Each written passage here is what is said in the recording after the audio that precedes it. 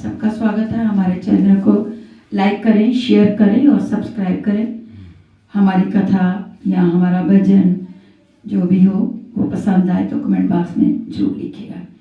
जैसे कि आप जानते हैं कि हम भक्त मार्ग की कथाएं पढ़ रहे हैं और उनमें हम उन भक्तों की कथा पढ़ रहे हैं जिन्होंने भगवान की माया को जीत लिया। कल हमने आपके सामने रखी थी राज श्री जजाति जी की कहानी।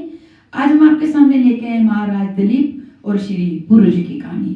हमारे साथ जुड़े रहिएगा। कहानी सुनाने से पहले गुरु वंदना करते हैं। जय गुरुदेवा, जय गुरुदेवा, जय गुरुदेवा, जय गुरुदेव, जय गुरुदेवा, जय गुरुदेवा, जय गुरुदेवा, जय गुरुदेव। जय श्री कृष्ण। महाराज दिलीप जी। इक्ष्वाकु वंश में महाराज दिलीप बड़े ही प्रसिद्ध राजश्री हो गए। वह बड़े भक्त, धर्मात्मा और प्रजापालक राजा थे। चारों वर्ण उनके शासन से संतुष्ट थे। महाराज को सभी प्रकार के सुख थे, किंतु उनके कोई संतान ना थी। एक बार ये इसके लिए अपने कुल गुरु महर्षि वशिष्ठ जी के आश्रम पर गए और अपने आने का कारण बताकर उनसे उपाय पूछा। महर्षि वशिष्ठ ने दिव्य दृष्टि से सब बातें समझकर कहा, राजन, आप एक बार देवासुर संग्राम में गए थे।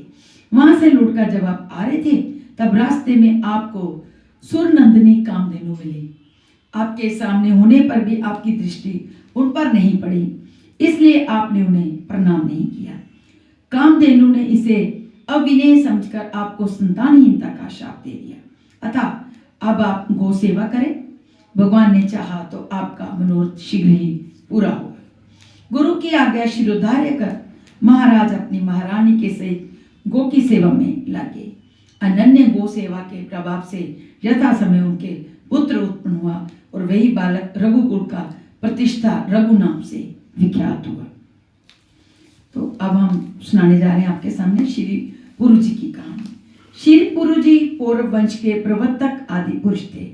इनका गुरुजनों के प्रति बड़ा आदर भाव था। जिस समय इनके पिता राजा जजाति अपनी वृद्धावस्था के बदले पुत्रों से उनकी युवावस्था मांग रहे थे और सभी पुत्रों ने अस्वीकार कर दिया, तब राजा ने अपने सबसे छोटे पुत्र पुरु से कहा। उस समय पुरु ने गुरु राज्ञ गृहसी का बड़ा सुंदर प्रतिपादन किया। यथा गुरु वे वचनम पुण्यम स्वर्ग में आयुष्यकरम निर्नाम गुरु प्रसादात तैलोकमन्य वशास शतकत्रो कृतु गुरोरनुमतिम प्राप्य सर्वान कामान व पापनुयात्। अर्थात गुरुजनों की आज्ञा का पालन मनुष्यों के लिए पुण्य, स्वर्ग तथा आयु प्रदान करने वाला है। गुरु के ही प्रसाद से इंद्र ने तीनों लोकों का शासन किया है।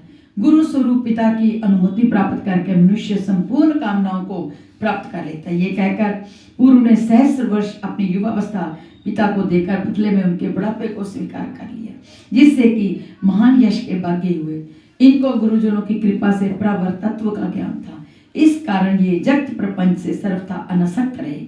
श्रीमद गोस्वामी तुलसीदास जी ने इनका पितृभक्त रूप में स्मरण किया तथा तने जजाति ही यौवनोदयो पितु आज्ञाम अद अज सुना भयो।